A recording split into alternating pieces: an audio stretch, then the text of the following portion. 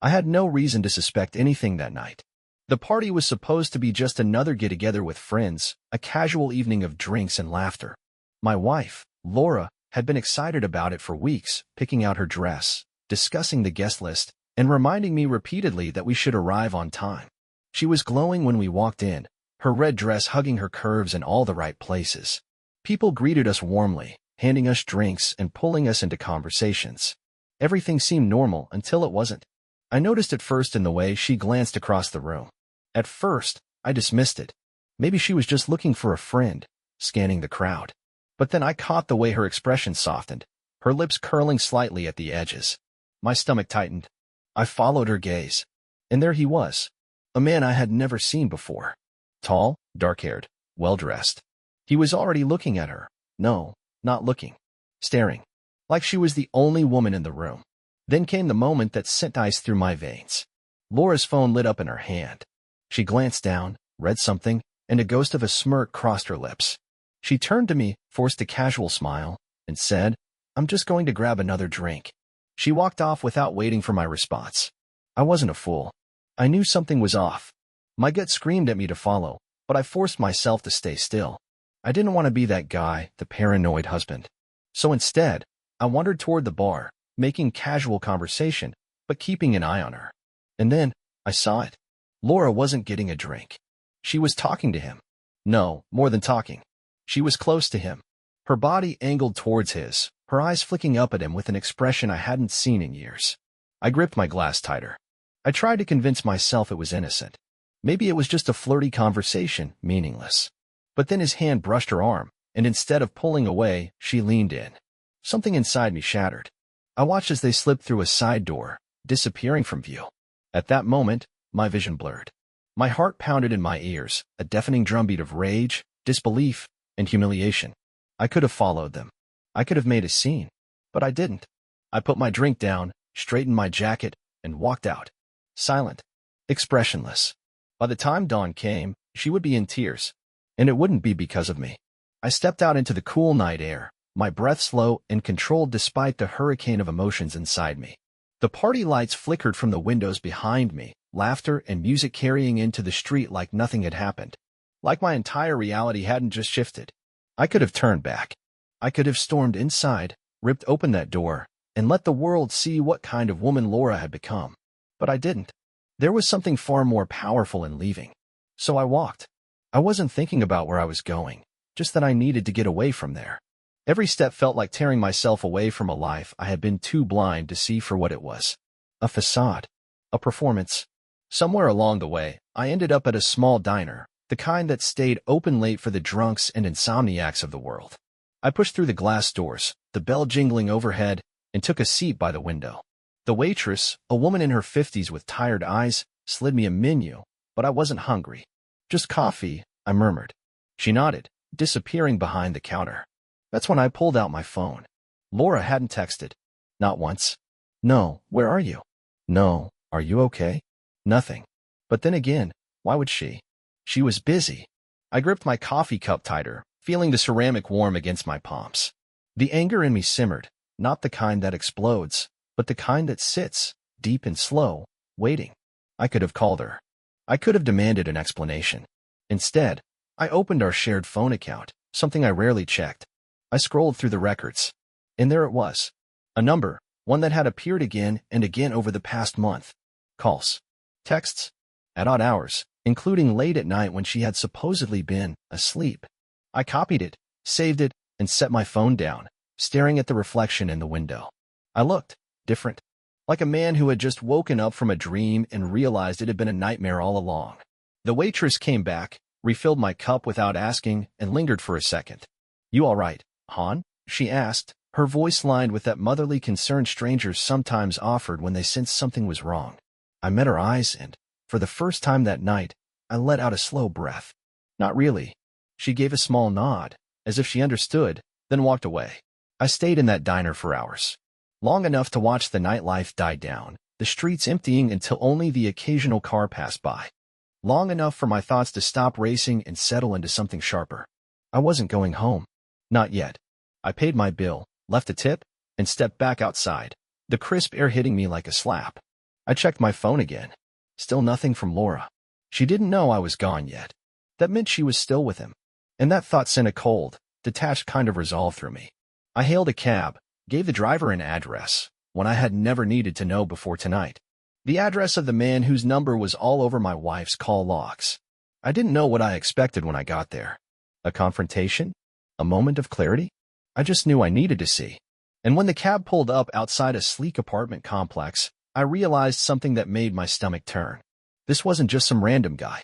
Because I recognized the car in the lot. It wasn't hers. It was his. Someone I knew. Someone close.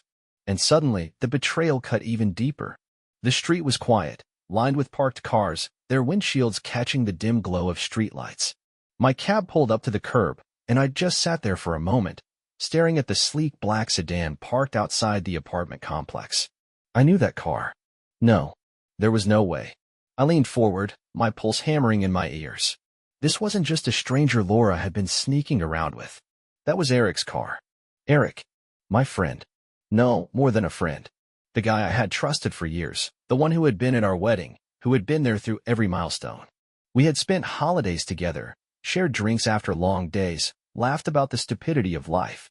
And now, here I was, staring at his car, parked outside the building where my wife had disappeared for the night. A slow, sick feeling crawled through me.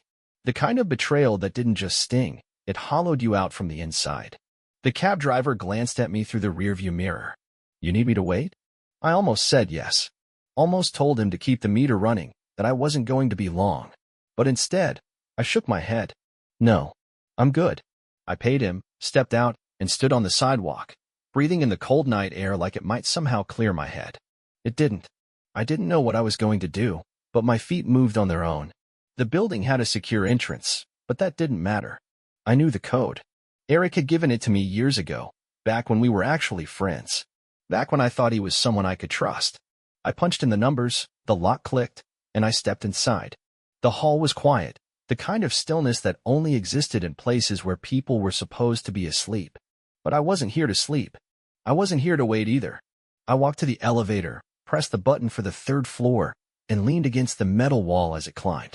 My thoughts were a storm of rage, disgust, sadness, disbelief. But through it all, there was something else too. A twisted kind of calm. When the doors slid open, I stepped out, turned down the hall, and found the door. His door. And I knocked. I don't know what I expected. Maybe for no one to answer, for them to be too wrapped up in whatever betrayal they were indulging into here. But I barely had time to take a breath before the door unlocked. And then it swung open. And there he was.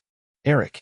His hair was tousled, his shirt unbuttoned at the top, and the second he saw me, his face paled. He froze, gripping the door handle like he wasn't sure whether to let go or slam it in my face. And then, from behind him, I heard her. Babe, who is it? Babe. I didn't even have time to process the way my stomach twisted before she appeared. Laura. My wife. Wearing nothing but his oversized dress shirt, sleeves rolled up to her elbows. For a second, nobody moved. Nobody spoke. It was like the world itself had paused. Her face went through about 5 different emotions in the span of a second. Confusion, realization, panic, guilt, and then, finally, fear. I had never seen Laura afraid before. She opened her mouth, probably to say something, to start spinning some web of lies, but I held up a hand, stopping her before she could even try. Don't. Just one word. But it was enough. Because she knew. She knew there was nothing she could say that would fix this. Eric exhaled sharply, running a hand through his hair. Listen, man. I laughed. It wasn't a normal laugh. It was something hollow. Something bitter. Don't. Just don't. I looked at him, at her, at the apartment that smelled of expensive cologne and betrayal, and something inside me clicked into place. I had been played for a fool. But not anymore. I took a step back, exhaling slowly. Laura reached for me. Wait. I shook my head. I hope it was worth it. And then I turned around and walked away. I didn't hear her footsteps at first, but as I reached the elevator, they came fast and desperate. Please, just talk to me. I stepped inside, met her frantic gaze as she stood just feet away, and let the doors slide shut between us. And the last thing I saw before they closed completely was the tears in her eyes. I stepped out of the building, the night air colder now, biting at my skin like it was trying to wake me up from a dream. But I wasn't asleep. No, this was more real than anything I had felt in years. The weight pressing on my chest wasn't shock anymore. It wasn't even sadness. It was clarity. I walked down the sidewalk, my thoughts sharpening with every step. I had walked away from my marriage tonight. From the woman I had trusted. From the man I had called a friend. And strangely, I didn't feel broken. Not the way I thought I would. I wasn't crumbling. I was changing. I pulled my phone from my pocket, staring at the black screen. A part of me expected Laura to be blowing it up by now with texts, calls, frantic messages begging me to listen. But it was silent. She knew. She knew that for the first time since I had met her, she had no control over me anymore. I walked to the end of the block, flagged down a cab, and climbed in, giving the driver an address I hadn't visited in years, my brother's place. It wasn't that we were estranged. We just lived in different worlds. He had always been the reckless one, the guy who didn't care about stability, who bounced from job to job, woman to woman, city to city. And I had been the opposite. The responsible one. The settled one. The guy who did everything right. And look where it had gotten me. The ride was quiet, except for the low hum of the radio. I leaned my head back, staring at the blurred streetlights outside, my body exhausted but my mind wide awake. I kept replaying that moment in Eric's doorway. The way Laura looked at me. The way Eric didn't even try to hide the guilt. They weren't sorry. They were sorry they got caught. That thought alone made my stomach twist. Not in pain, but in something else. Something colder. The cab pulled up in front of my brother's apartment, and I paid the fare before stepping out. The building was old, worn down, but familiar. I took the stairs 2 at a time and knocked. It took a moment before I heard footsteps inside. Then the door swung open. Tyler blinked at me, still half asleep, his hair a mess. Dude, it's like 2 in the morning. I just exhaled. Yeah, I know. He took one look at me and his expression shifted, any annoyance melting away. He stepped aside. Come in. I walked inside, the small apartment cluttered with signs of his usual chaos, pizza boxes, an unmade couch, an Xbox controller on the floor. He shut the door behind me, rubbing a hand over his face. What happened? I dropped onto the couch, elbows on my knees, and let out a humorless laugh. Laura. That was all I needed to say. His entire posture changed, jaw tightening. What did she do? I leaned back, staring at the ceiling. Eric. Silence. Then, a slow exhale. You've got to be kidding me. I shook my head. Tyler ran a hand through his hair, muttering something under his breath before walking into the kitchen. I heard the fridge open, then the distinct sound of a beer cracking open. He walked back in, handed me one, and sat across from me. All right. Tell me everything. So I did. Every detail. How I saw the way she looked at him at the party. The text I found. The moment I knocked on his door and she answered, wearing his shirt, looking at me like I was the intruder. The way she didn't even try to deny it. By the time I finished, Tyler was gripping his beer so tight I thought the bottle might shatter. That's some next-level betrayal, he muttered. And Eric? The guy was at our family barbecues, man. I know. He exhaled sharply, shaking his head. So what now? I took a sip of my drink, feeling the cold burn slide down my throat. I don't know yet. But I did. Not revenge. Not some dramatic meltdown. Something better. Control. For the first time in years, I was in control. I pulled out my phone, scrolled through my contacts, and hovered over Laura's name. Then, with one deep breath, I blocked her. Her number. Her social media. Every point of access she had to me. Tyler watched me do it, his lips twitching. Damn. Cold. I looked up at him. It's what she deserves. And as I sat there, in my brother's messy apartment, for the first time in a long, long time, I felt free. The feeling of freedom was addictive. As I sat in my brother's dimly lit apartment, sipping on a cheap beer, I realized that for the first time in years, I wasn't weighed down by the responsibility of keeping my marriage afloat. I wasn't carrying the burden of fixing things or compromising for the sake of an illusion. Laura had shattered that illusion all on her own. And I wasn't going to pick up the pieces. Tyler watched me from across the room, still trying to process what I had told him. He'd always had an edge to him, the kind of guy who wasn't afraid to throw a punch when it was deserved. And right now, I could tell his fists were itching. Are you really not going to talk to her? He asked, raising an eyebrow. Nope. He let out a low whistle. Damn. You know she's losing her mind right now, right? I smirked. Good.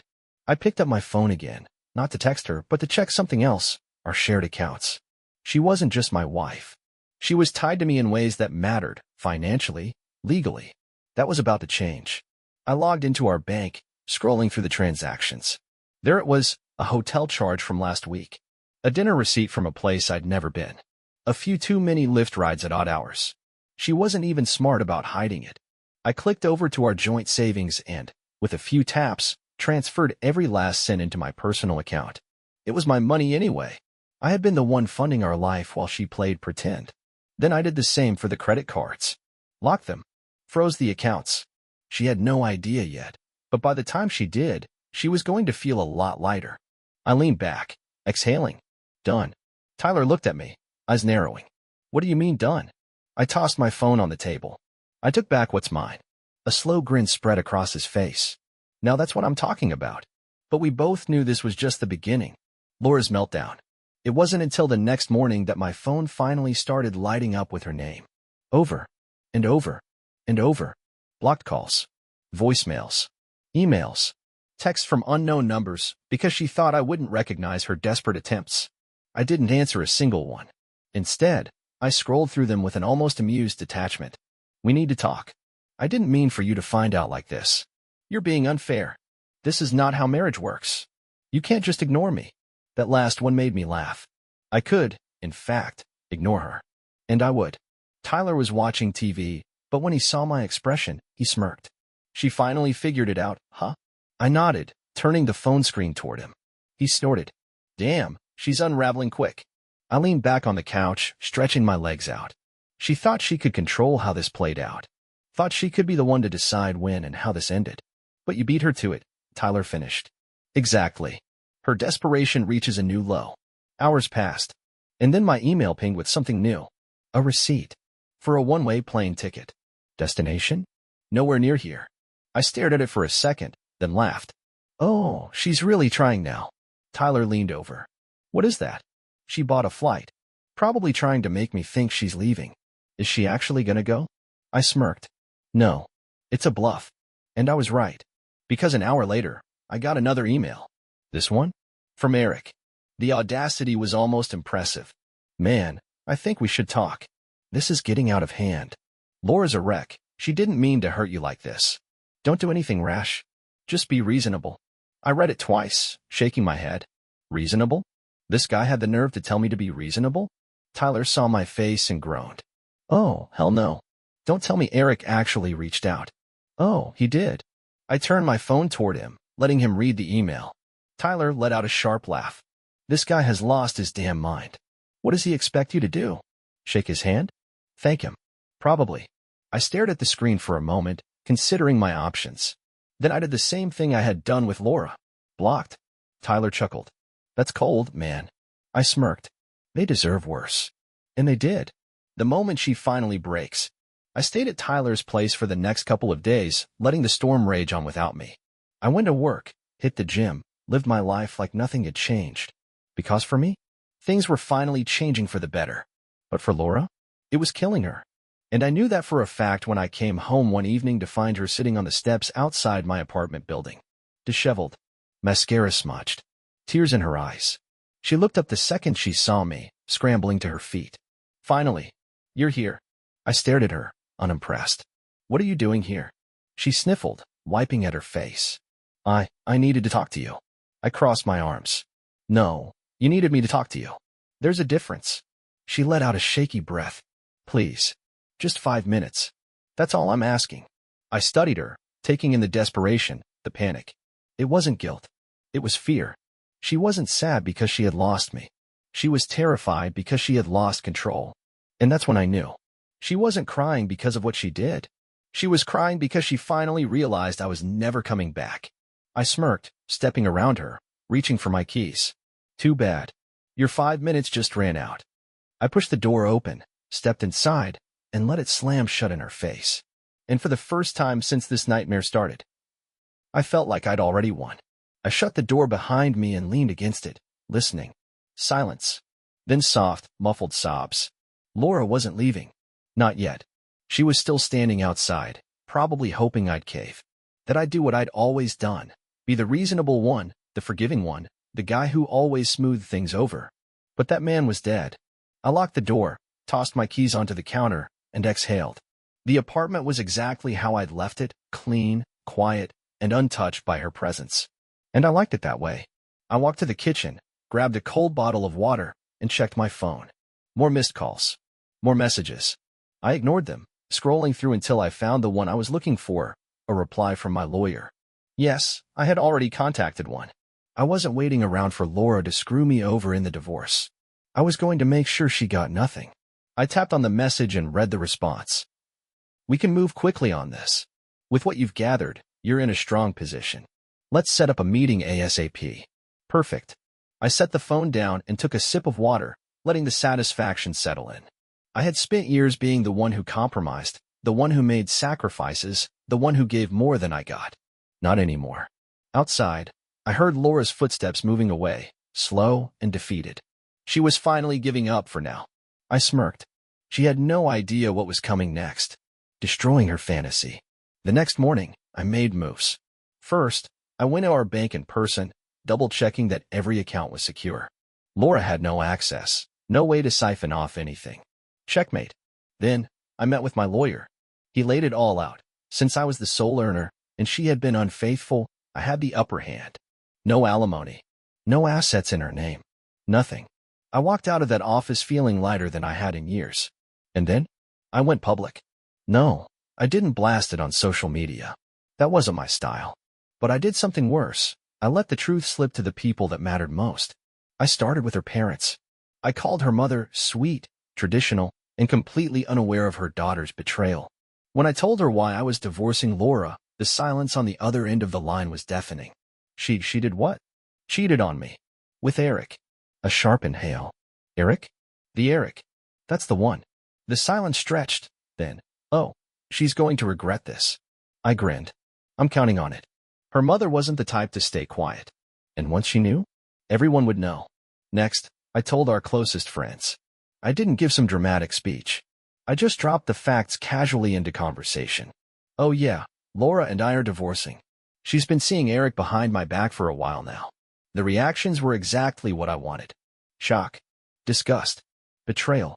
People were already pulling away from her, realizing she wasn't who they thought she was. Her fantasy of being the victim in this breakup? Shattered. Her pathetic attempt to fight back. By the afternoon, the backlash had started. My phone buzzed with a blocked number. I picked up, already knowing who it was. Her voice was frantic. What the hell are you doing? I smirked. Oh, hey, Laura. Nice to hear from you. You told my parents? You told, Jesus, you're ruining my life. I laughed. No, Laura. You did that all by yourself. She was breathing heavily now, furious. I made a mistake, okay. But you're being cruel. You can't just cut me out and act like I never mattered. Oh, I can. And I am. Eric doesn't even, she stopped herself. I caught that. I leaned forward. Eric doesn't even what? Laura? Silence. Then, a broken whisper. He doesn't even want me now. I closed my eyes, savoring that. Huh.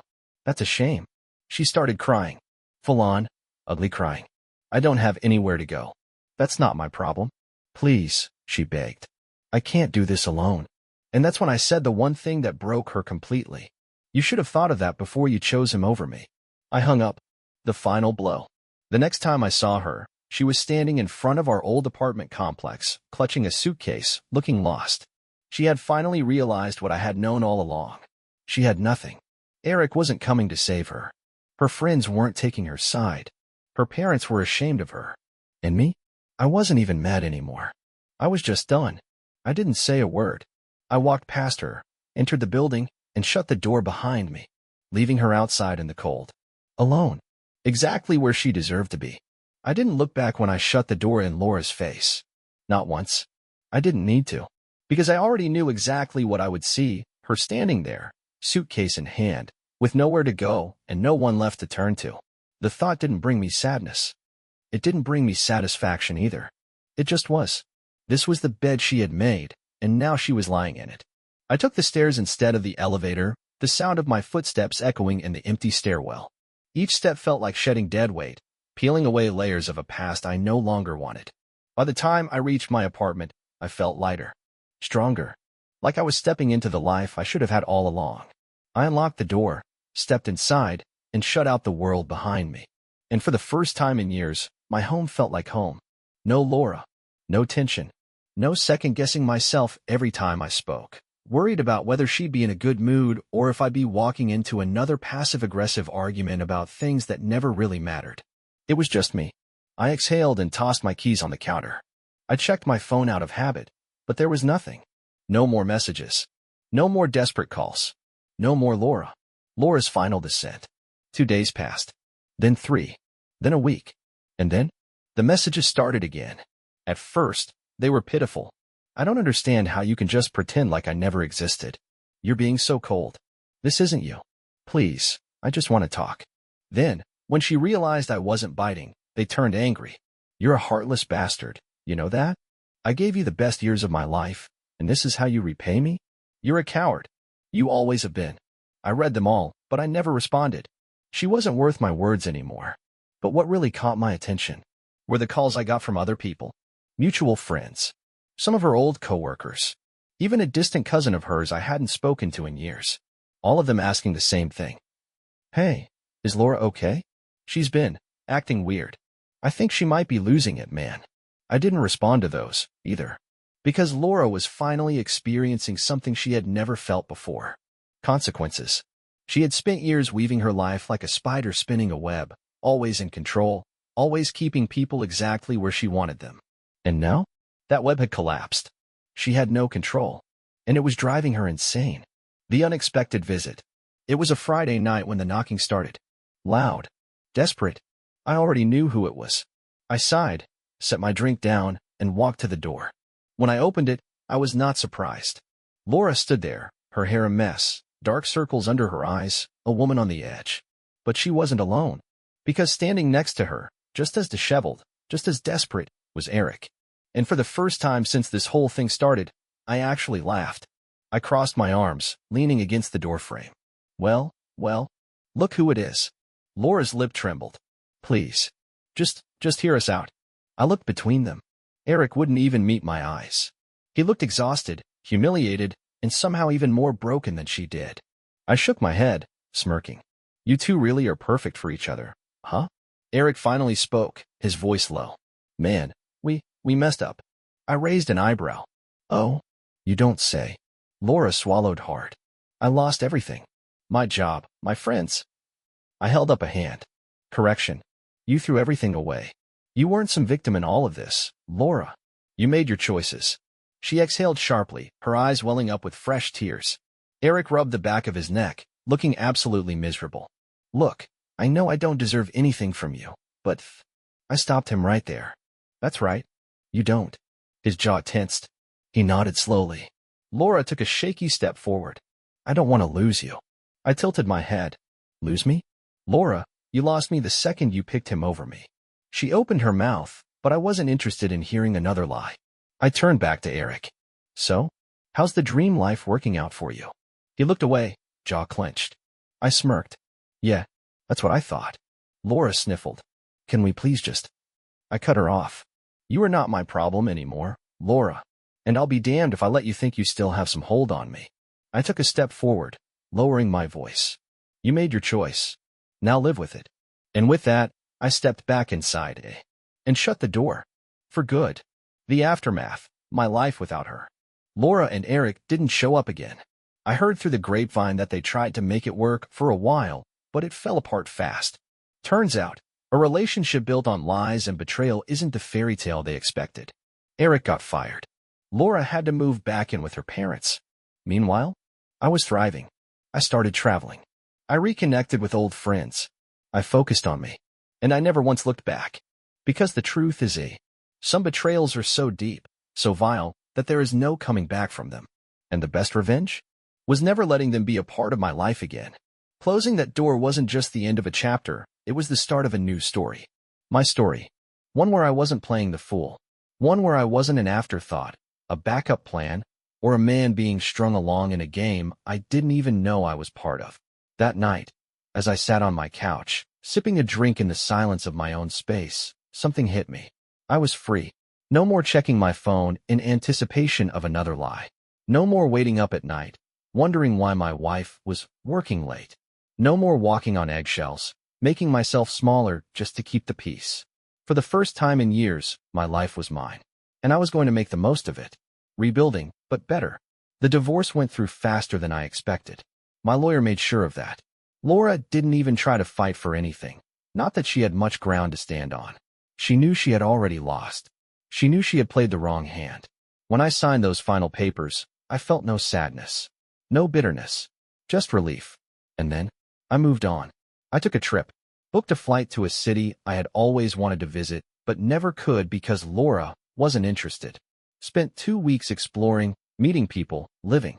I picked up hobbies I had long forgotten. I started going to the gym again, not to impress anyone, but because I actually enjoyed it. I reconnected with old friends, laughed in ways I hadn't in years. And, somewhere along the way, I realized something important. Laura didn't break me. She freed me. What happened to Laura and Eric? I heard bits and pieces. Not because I was looking, but because people love sharing gossip. Eric lost everything. His job, his reputation, his so-called future with Laura. Turns out, when you build a relationship on deception, it crumbles just as fast. Laura? She tried to play the victim, but no one bought it. She moved back in with her parents for a while, but even they didn't have much sympathy for her. She bounced from job to job, never really landing anywhere. And as for love, well, she lost the best thing she ever had. And she knew it. She tried to reach out a few more times over the years. Random messages. Some apologetic. Some angry. Some nostalgic, pretending like she could just walk back into my life. I never responded. Because I wasn't that man anymore. The best revenge is a good life. One evening, a couple of years later, I was sitting at a restaurant with someone special. A woman who made me laugh, who actually listened, who treated me like I mattered.